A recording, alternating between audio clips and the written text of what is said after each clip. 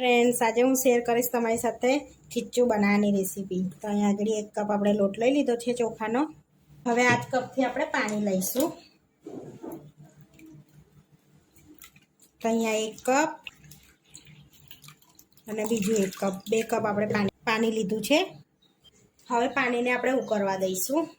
આપણું પાણી ઉકળે છે એમાં આપણે જીરું એડ કરીશું। તો અહીંયા આગળ 2 નાની ચમચી મેં જીરું એડ કર્યું છે।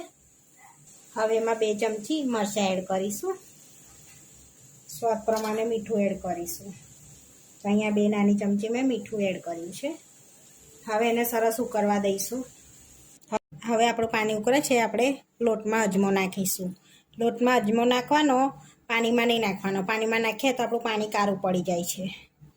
હવે 1 કપ પાણી એડ કરીશું અને મિક્સ કરી લઈશું। બીજું 1 કપ એડ કરીશું। અહીંયા 2 કપ પાણી એડ કર્યું છે મેં।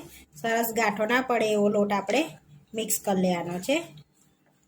આ રીતે આપણે બેટર જેવું બનાવી લેવાનું છે। હવે જે આપણે પાણી ઉકળીશું એમાં આપણે પાપડ ખારો એડ કરીશું। તેમાં 1 ચમચી પાપડ ખારો એડ કરીશું આપણે। હવે આપણું પાણી ઉકળી ગયું છે, એમાં આપણે જે બેટર બનાવ્યું હતું એ એડ કરી દઈશું। લાવતા જઈશું આપણે બેટરને। થોડુંક ઠીક થઈ જાય ત્યાં સુધી આપણે હલાવવાનું છે। આ રીતનું આપણે ઠીક કરવાનું છે ખીચું।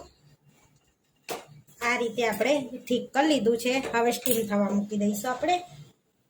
તો અને ગેસ પરથી નીચે ઉતારી લઈશું અને સ્ટીમર મૂકી દઈશું સ્ટીમ થવા માટે। તો અહીંયા આગળ કઢાઈ લીધી છે। હવે બાકીનું પાણી આપણે થોડુંક ગરમ થવા દઈશું। હવે આપણે 1 પ્લેટ લીધી છે, એમાં થોડુંક તેલ એડ કરીશું અને પ્લેટને ગ્રીસ કરી લઈશું તેલથી। હવે આપણે જે પેલું ખીરું તૈયાર કર્યું હતું એ એડ કરી દઈશું। આ રીતે આપણે પ્લેટમાં લઈ લીધું છે। હવે આપણું પાણી ઉકળી ગયું છે। હવે આપણે પ્લેટ મૂકી દઈશું અંદર સ્ટીમ થવા માટે। તો 10 થી 15 મિનિટ આપણે સ્ટીમ કરી લઈશું એને ઢાંકીને। 10 થી 15 સ્ટીમ કરી લઈશું। 15 મિનિટ થઈ ગઈ છે, આપણું ખીચું બનીને રેડી થઈ ગયું છે। તો ચેક કરી લઈશું આપણે, કારણ કે ઢીલું છે એટલે ચપ્પાએ ચોંટવાનું છે ખીચું। તો આપણું ખીચું રેડી થઈ ગયું છે। હવે સર્વ કરી લઈશું। હવે આપણે પ્લેટમાં લઈ લઈશું ખીચુંને। હવે આપણે સિંગ તેલ એડ કરીશું એમાં।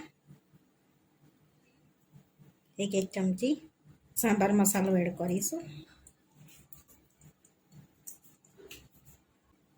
આપણું ફટાફટ ખીચું બનીને રેડી થઈ ગયું છે। આવા વિડીયો જોવા માટે મારી ચેનલને સબસ્ક્રાઈબ કરો, લાઈક કરો અને શેર કરો, અને તમે જરૂરથી ટ્રાય કરો। ફરી મળીશું નવા વિડીયોમાં।